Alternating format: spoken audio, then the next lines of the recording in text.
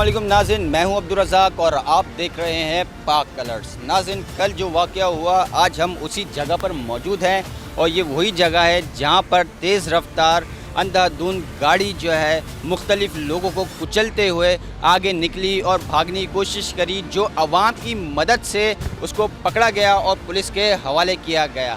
इस ऐसी रिपोर्ट्स आ रही हैं, कल तक 2-3 कैजुअल्टीज़, लेकिन अब तक 5 अफराद जो ख़बर हैं उसके मुताबिक जाँ भाग हो चुके हैं और 2 भी अभी जो है तशवीशनाक हालत में हैं। तो आपको हम दिखाते चलें, यहाँ पर ये गमले वमले सारे टूटे हुए हैं, गाड़ी इधर से यकीनन आई है और ये पूरा रगड़ते हुए आगे तक गई है। और कैमरामैन जैसे कि आपको दिखा रहा हूँ, ये सारे जो जिस तरीके से ये नर्सरी वालों का भी नुकसान हुआ है। और ये ब्रिज के अगर हम आपको दिखाएं तो यहाँ पर ब्रिज के भी कुछ हिस्सा जो है थोड़ा सा टाइल्स वगैरह ये डैमेज भी हुए हैं, लेकिन ये तो वो चीज़ें हैं जो बाद में रिपेयर हो सकती हैं। क्या वो मासूम जानें वापस आ सकेंगी? क्या उनके जो किफ़ालत यानी जो उनकी किफ़ालत में लोग थे, क्या उनका ये नुकसान पूरा हो सकेगा? यकीनन नहीं हो सकेगा। बस उनको क्या है, इंसाफ की तलाश है। और वो जो खातून ड्राइवर थी उनका नाम नताशा है और वो गुल अहमद एनर्जीज़, जी नाज़रीन, गुल अहमद क्लॉथिंग नहीं, गुल अहमद एनर्जीज़ के जो एम्प्लॉय CEO हैं उनकी जो वाइफ हैं वो, और वो भी वहाँ पर मैनेजिंग डायरेक्टर के तौर पर एज एम्प्लॉय काम करती हैं। और कहा यह जा रहा है, अभी मेडिकल रिपोर्ट्स आना बाकी हैं कि वो नशे में थी या नहीं, लेकिन हालत तो उनकी ऐसी ही बता रही थी।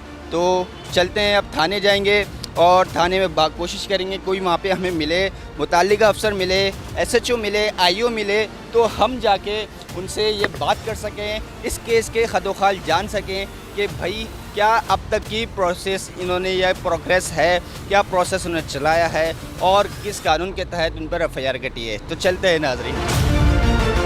इस वक्त हम जो खड़े हुए हैं बादराबाद पुलिस स्टेशन के सामने खड़े हुए हैं, कैमरामैन आपको दिखा सकते हैं। यहाँ पे हम IO साहब से और यहाँ के जो SHO साहब से उनसे बात करने की कोशिश करेंगे, जानने की कोशिश करेंगे कि इस केस के खतोखाल क्या हैं और इस केस की आगे क्या स्टेप्स होंगे, फर्दर के इंसाफ मिलेगा या नहीं मिलेगा। चलते हैं नाज़रीन। यहाँ पर ना अभी हमें IO साहब मिले हैं, ना SHO साहब मिले हैं, ना कोई उनका सीनियर ऑफिसर मिला है और सबका यही कह रहे हैं कि गए में आएंगे अभी। तो इस वक्त हमें यहाँ पे तकरीबन आधा घंटा तो हो चुका है, तो अभी तक कोई नहीं मिला है, लेकिन यहाँ पे गाड़ी लाजमी मौजूद है। आप देख सकते हैं, वहाँ कैमरामैन आपको दिखाएगा जिस गाड़ी की टक्कर से मासूम जानें ज़ाया हुई हैं।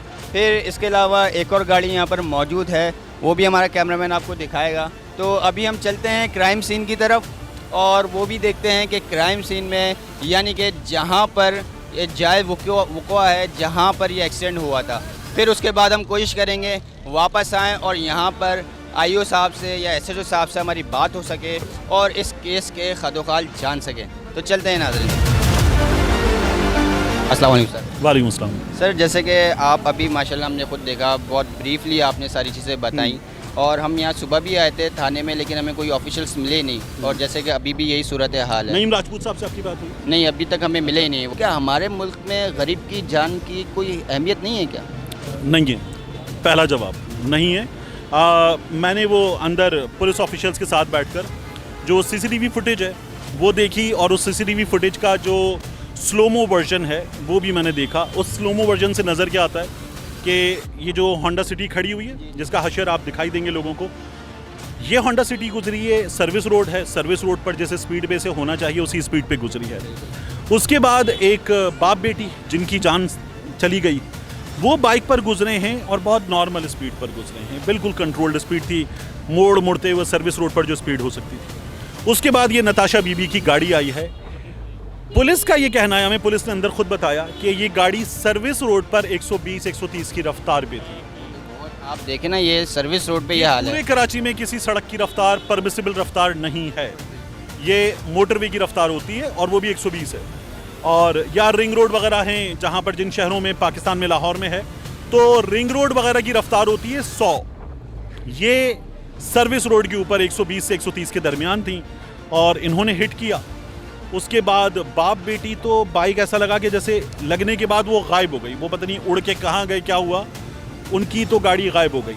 गुलजार हिजरी में आपसे कुछ देर पहले जब हम ये बात कर रहे हैं तो ये कोई 5 बजे का वक्त है, इनकी नमाज जनाजा कुछ देर पहले अदा की गई है बाप बेटी की। जो ज़ख्मी हैं उनमें से एक की हालत पुलिस ये बता रही है कि तशवीशनाक है, वो ख़तरे में है, बाकी ज़ख्मी ख़तरे से में नहीं है, उनकी हालत ख़तरे से बाहर है। ये वहाँ का अपडेट है। मौके पर एक साहब ने जलाने की कोशिश की थी नताशा बीबी को, वो पुलिस ने हमें फुटेज दिखाई, उसके हाथ में बॉटल थी पेट्रोल की, और बड़ी खौफनाक सिचुएशन थी। पुलिस ने बचाया इनको वहाँ पर उन अफराद से। तो अब देखिए ये क्या देखें, वैसे अगर हम कराची के हालात देखें, एक तो चोरी डकैती आम है, जान हमारी इतनी सस्ती हो चुकी है कि जो है उसका कोई मतलब कोई मोल भी नहीं है। कोई मोल भी लगा दे तो चलो किसी का ये इतना पैसे दे के इतना कर लें, एक मोबाइल के पीछे तो मार दिया जाता है। आए रोज़ ऐसे एक्सीडेंट होते हैं। ये एक ऐसा एक्सीडेंट है, ऐसे बहुत से, जैसे आपने जिक्र किया कोयटा का और एक जज साहिबा की बेटी का, तो क्या इस केस का भी मुझे तो यहाँ से कोई ऐसी कोई ख़ास नज़र नहीं आ रही। उम्मीद के यहाँ से कुछ होगा, क्योंकि जब भी हम तीसरी मरतबा यहाँ पर आए तो साहब अभी तक नहीं मिले हैं। देखिए वो एक बहुत पुराना शेर है, बड़ा मशहूर, के न मुद्दई न शहादत हिसाब पाक हुआ, ये खून खाक नशीना था रिज़्क़ खाक हुआ। तो मज़लूम के साथ, गरीब के साथ, पिसे हुए तबके के साथ ये होता है। उसकी सुनने वाला कोई नहीं होता, उसका पुरसाने हाल कोई नहीं होता, तो ये होता है। लेकिन बहरहाल मैं अंदर से जो सुनकर आ रहा हूँ, और एक फ़ोन आया मेरे सामने एक साहब को, तो पुलिस ने वहाँ बाकायदा तौर पर दे स्टूड देयर ग्राउंड। अच्छी बात ये है, जो एक अच्छी बात है पुलिस की, कम से कम इस थाने में मौजूद ऑफिशियल्स की मैं तारीफ़ करूँगा। इससे ऊपर क्या होता है देखने की बात है, अभी चलेगा मामला। ये खातून जो है, इनको खुद चोट आई, इनके सर में सीटी स्कैन हुआ इनका, तो उस सीटी स्कैन में पता चल रहा है कि इनके सर पे भी इंजरी हुई थी, तो वो इनकी सिचुएशन है। बाकी जो मुद्दई हैं वो अपना केस कितना अच्छा लेकर चलते हैं, क्योंकि उनके घर में डेथ हुई है, ये उनका हिस्सा, उनका हक़ है कि वो लेकर चलें। उनको बहुत अच्छा केस लेकर चलना चाहिए। एक, पुलिस को उनसे मुकम्मल ताउन करना चाहिए। 2, रियासत को, निज़ाम इंसाफ को उनके साथ खड़ा होना चाहिए, मजलूम के साथ। 3, ये वो चीज़ें कि जिनकी बुनियाद पर ये उम्मीद करनी चाहिए कि फिर इंसाफ होगा। अब इंसाफ इन नताशा बीबी को सज़ा की सूरत में हो सकता है। दूसरा इंसाफ हो सकता है कि इनका ख़ानदान, जो अरबपति ख़ानदान है, वो किसी सेटलमेंट पे जाएं, फाइनेंशियल सेटलमेंट पे। तो अगेन होना ये चाहिए कि वो फाइनेंशियल सेटलमेंट भी उस ख़ानदान का हक़ है जिनके लोग जान से गए हैं, लेकिन वो फाइनेंशियल सेटलमेंट भी बड़ी रीज़नेबल होनी चाहिए, तनख्वाह दिया जाए, ये नहीं होना चाहिए। सर ये तो देखा ये गया है कि मेडिकल रिपोर्ट्स भी बदल दी जाती हैं, और केस भी बिल्कुल ही अजीब शाहरुख जुतई वाला मामला हमारे सामने है, और लोगों ने कहा है और सोशल मीडिया पे ये खबरें चल रही हैं कि ये जो खातून थी ये नशे में थी, और जो उनकी उस वक्त बॉडी लैंग्वेज नज़र आ रही थी, तो उससे तो ये अंदाज़ा होता है। टॉक्सिकोलॉजी टेस्ट हुआ नहीं हुआ, जब तक ये मौके पे तो हुआ नहीं था ना, उसकी बुनियाद पर ये कह देना कि ये नशे में थी, या ये किसी दवाई के, किसी ड्रग के ज़ेर असर थी, या तीसरी पॉसिबिलिटी जो बड़ी उस वक्त स्ट्रॉन्ग पॉसिबिलिटी यह है कि एयरबैग्स खुल गए, उसके बावजूद भी इधर उधर इनका सर टकराना, गाड़ी का उलटना, सब कुछ, इनको चोट आई होगी एयरबैग खुलने के बावजूद भी, और इनके सर पे चोट आई है, पुलिस बता रही है। तो ये खौफ की कैफियत में हो, डरी हुई हो, ट्रॉमा में हो, ये मुमकिन है। ठीक है, हक्का बक्का रह गई हो, बोलने के काबिल ना हो, तो वो इनकी पॉसिबल कैफियत हो सकती है। और आप एक चीज़ देखिए, हम बार बार कहते हैं कि यार जो फ़र्ज़ कर लीजिए बीकन हाउस का बच्चा है, उस बच्चे को आप जो है ना काले स्कूल के बच्चों के साथ बिठा दें, तो वो अकेला बच्चा और काले स्कूल के 100 बच्चे हों, तो वो बिल्कुल कॉन्फिडेंस लूज़ कर जाएगा कि मैं बिल्कुल एक एलियन हो गया हूँ इस माहौल में। बिल्कुल इसी तरह एक सरकारी स्कूल का, काले स्कूल का बच्चा, उसको आप बीकन हाउस और अमेरिकन स्कूल के बच्चों के दरमियान में बिठा दें, तो वो भी एक different odd one out figure होगा। ये खातून उस वक्त उस मौके पर मौजूद लोगों में ना, she was the odd one out, तो ये उन लोगों के दरमियान बिल्कुल एलियन सी हालत थी इनकी। यूके में, पाकिस्तान में, कभी एक पाँव यूके में, एक पाँव पाकिस्तान में, एक पाँव पाकिस्तान से बाहर, तो इनका लाइसेंस भी यूके का है। अब वो इंटरनेशनल है या यूके का लोकल लाइसेंस है, अभी पता चलना बाकी है। तो केस है, अभी चलेगा। अभी हम बहुत जल्दी बहुत चीज़ों पर जा रहे हैं।